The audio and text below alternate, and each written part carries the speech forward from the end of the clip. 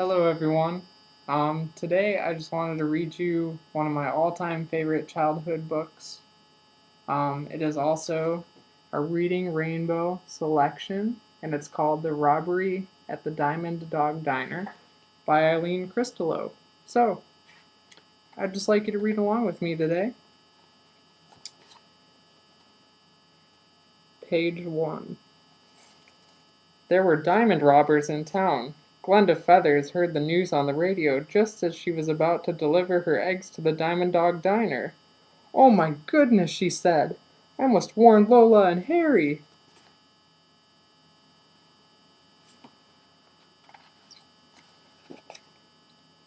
Glenda Feathers rushed into the diner. Lola and Harry were getting ready to open for breakfast. "Quick, Lola, hide your diamonds," Glenda Feathers shouted. "You shouldn't wear them today." "Why not?" said Lola. "I always wear diamonds when I cook, otherwise the muffins won't rise and the eggs won't scramble."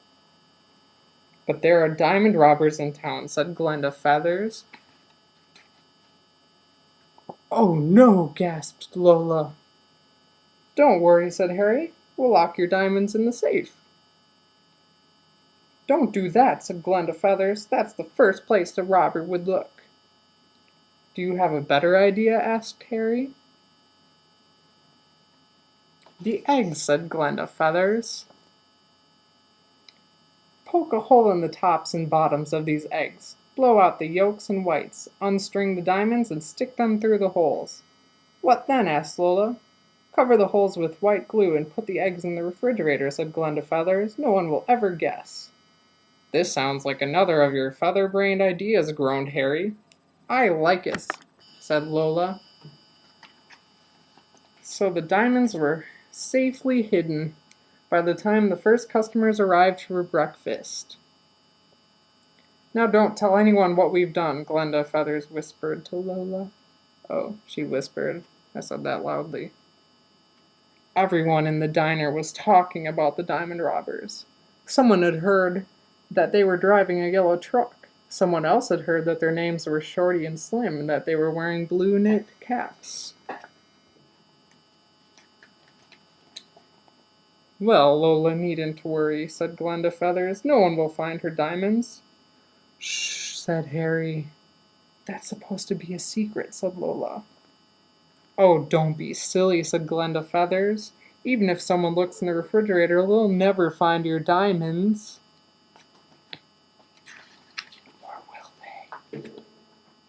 Suddenly, two customers jumped up from their table and grabbed Harry. One was short and fat, the other was tall and slim. They were both wearing blue knit caps. "No one move," they growled. "Just hand over the diamonds." I don't know what you're talking about," gasped Harry. "It's the diamond robbers," squawked Glenda Feathers. "Let go of my husband," shouted Lola. The robbers tied everyone with a long rope. Then they opened the refrigerator. "But how did they guess?" whispered Glenda Feathers.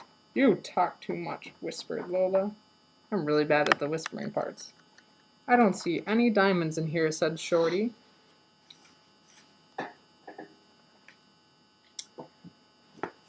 "Let's just take the refrigerator and get out of here," said his partner. "We can look for the diamonds later." But when they tried to move the refrigerator, the door swung open. Several eggs fell on the floor. "Look at this broken egg," said Shorty. "It's got diamonds in it." "What kind of bird would lay an egg like that?" Slim whistled. "The only bird around here is that blabbermouth chicken," said Shorty. "Maybe we should take her with us." "You've got the wrong idea," shouted Glenda Feathers as the robbers released her from the rope. "Leave me alone. I don't know anything." But Slim carried her, kicking and screaming, out to the yellow truck, and Shorty carried a box filled with all the eggs. They locked the eggs and Glenda Feathers in the back of the truck.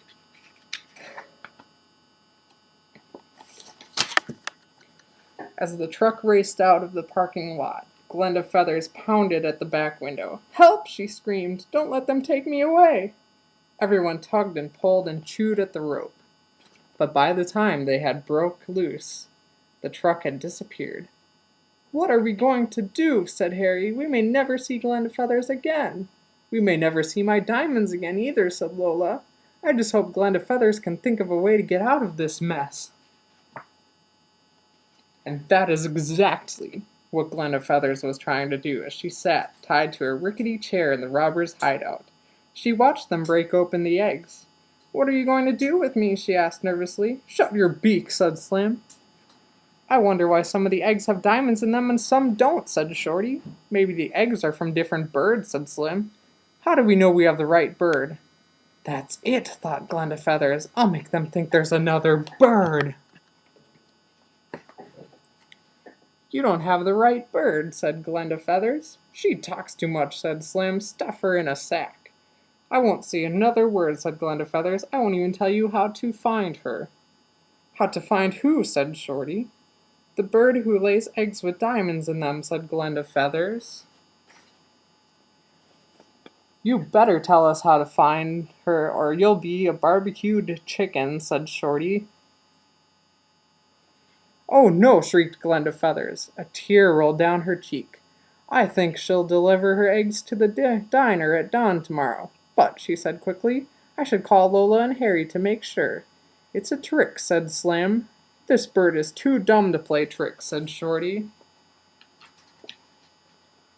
When the phone rang at Diamond Dog Diner, Harry and Lola answered together.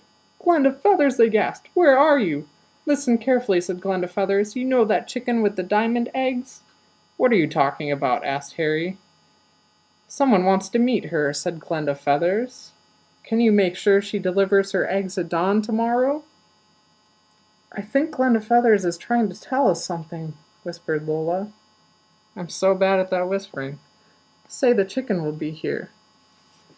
But we don't know any other chicken, said Harry to Lola after he hung up the phone. So how can we have a chicken here tomorrow at dawn?